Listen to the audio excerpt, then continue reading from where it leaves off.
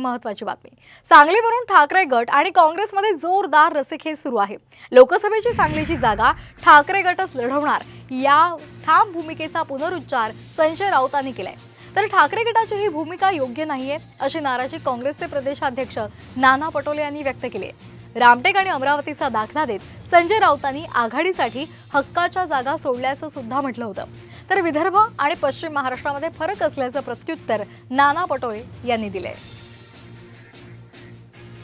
जेव्हा आम्ही चर्चेला बसतो तेव्हा एखादा मतदारसंघ काँग्रेसकडे जातो, राष्ट्रवादीकडे जातो, आमच्याकडे, तेव्हा आम्ही दुसरा पर्याय सुचवतो। सांगलीच्या बाबतीमध्ये नक्कीच आम्ही काँग्रेसशी काही पर्यायांसंदर्भात चर्चा केली आहे। माननीय उद्धवजी असतील, शरद पवार असतील, या सगळ्या नेत्यांसंदर्भात एक सकारात्मक असं धोरण भूमिका घेतलेली आहे। पण लोकसभा निवडणूक जी आहे सांगलीत शिवसेनाच लढणार। विदर्भातला त्यांना उदाहरण मुद्दाहून दिलं की विदर्भात आम्ही तुम्हाला कसंही सांभाळून घेतलं, कारण विदर्भ हा एक वेगळा गड आहे, काँग्रेसचा गड राहिलेला आहे आणि विदर्भामध्ये आता पहिल्या 5 टप्प्यामध्ये आम्ही जिंकूच आणि ज्या अजून 5 जागा आहेत त्याच्यातही आम्ही महाविकास आघाडी म्हणून जिंकणार आहोत। पण पश्चिम महाराष्ट्र आणि कोंकण याच्यातला फरक आहे आणि ते समजायला तयार नसतील तर हे बरोबर नाही। पण या पद्धतीनं होत असेल तर अजिबात आम्ही खपवून घेणार नाही। कार्यकर्त्याच्या भावना तीव्र आहेत।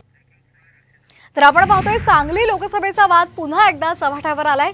राऊतांच्या सांगली दौऱ्याकडे काँग्रेसने पाठ फिरवली आहे। सांगलीचे काँग्रेसचे जिल्हाध्यक्ष जतमध्ये आहेत तर विश्वजित कदम पुण्यामध्ये असल्याची माहिती मिळते। राऊतांच्या दौऱ्याकडे या काँग्रेस नेत्यांनी पाठ फिरवलेली आहे आणि त्यामुळे सांगलीच्या जागेचा वाद आता पुन्हा एकदा चव्हाट्यावर आलाय।